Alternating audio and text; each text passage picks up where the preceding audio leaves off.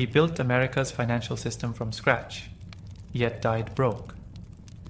Alexander Hamilton was one of the most brilliant minds of the founding era, but his life ended in a bloody duel over pride and politics. Long before the wars, the politics, and the power, there was an island. Quiet, humid, swept by salt and wind. Nevis, in the British West Indies, sat small and almost invisible on the map of the world. But in the mid-18th century, that's where one of history's sharpest minds was born, Alexander Hamilton. Or maybe not. You see, even his birth is a riddle. Some records say he was born in 1755. Others insist it was 1757.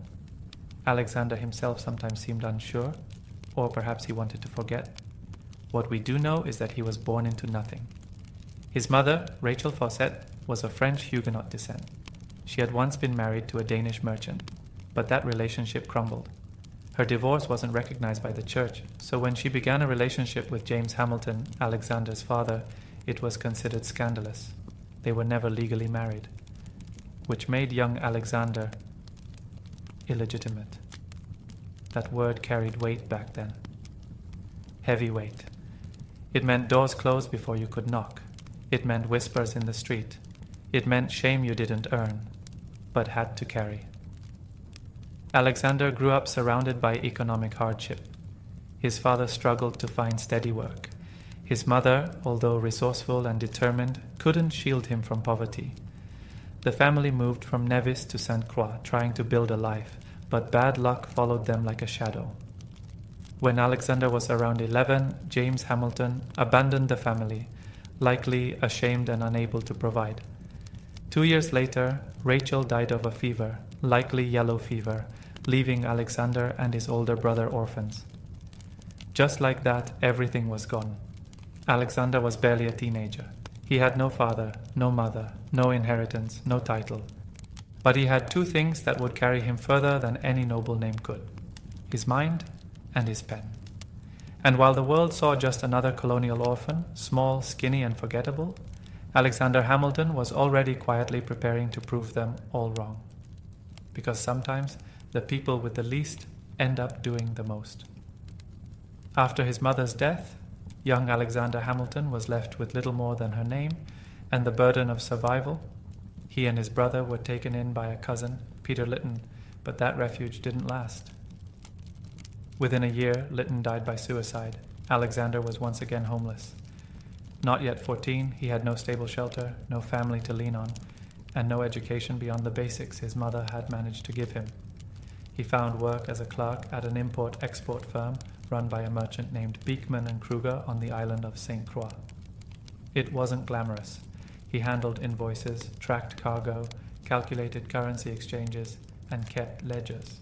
But for a boy with a hungry mind, it was a school in itself. Day by day, Alexander absorbed the rhythms of commerce, learning how the world really worked, not in textbooks, but in ships and sugar and debt. He was trusted, efficient, and sharp.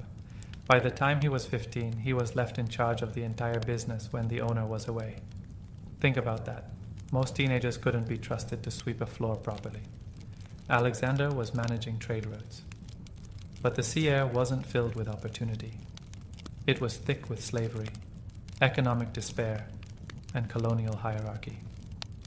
Alexander saw it all up close, and he hated it. He started writing. His letters were thoughtful, observant, sometimes poetic. They weren't just teenage ramblings. They had power, structure, and vision. He'd write about hurricanes as if describing a god's fury. He'd discuss politics, faith, morality. Then came the storm. In 1772, a hurricane tore through St. Croix. It ravaged buildings, sank ships, and left the island gasping. In the aftermath, Hamilton wrote a detailed account of the disaster for the local newspaper. But it wasn't just a news report, it was art. A 15-year-old boy described wind and water with the grace of a novelist and the insight of a philosopher. Local leaders read the piece and were stunned.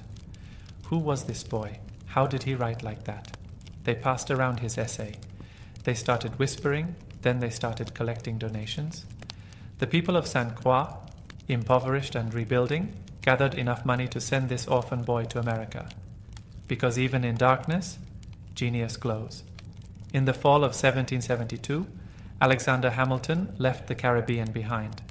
He boarded a ship bound for the American colonies, clutching the hopes of the people who believed in him and the burden of becoming someone who mattered. He was just a teenager, barely 16, possibly younger, but he already carried himself like a man racing time. When he arrived in Boston and later made his way to New York, the world looked completely different. Crowded streets, churches, dockyards, colleges. This wasn't St. Croix.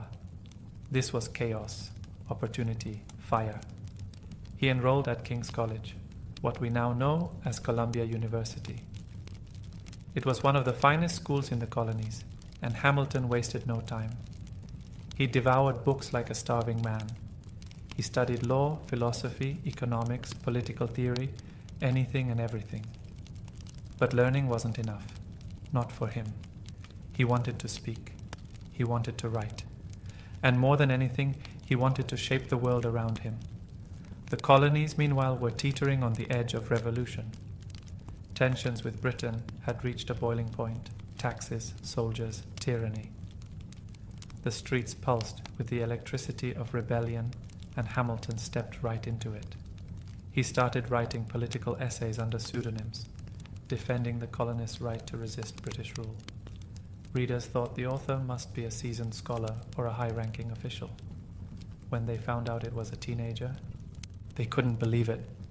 Soon, Hamilton began giving speeches in public squares, fiery, bold, overflowing with ideas.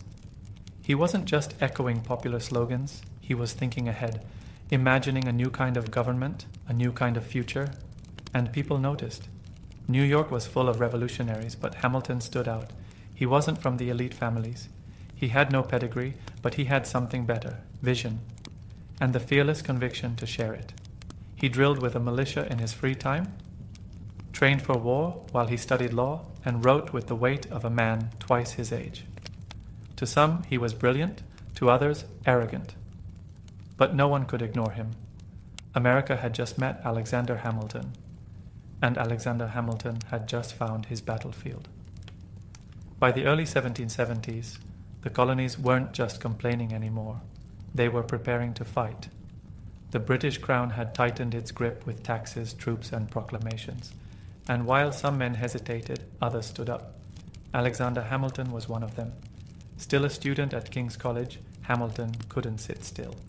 He joined a New York volunteer militia called the Hearts of Oak. They were young, mostly students, and woefully inexperienced. But what they lacked in training, they made up for in passion. Each morning before sunrise, Hamilton drilled with his comrades in a graveyard beside Trinity Church. They trained with borrowed weapons, learned the basics of formation, and studied British military tactics. At night, he buried himself in books, classics, strategy, economics, philosophy. Day and night, mind and body, Hamilton was preparing for something big. In 1775, when war officially broke out with the battles of Lexington and Concord, Hamilton was ready. He helped lead a daring raid on a British battery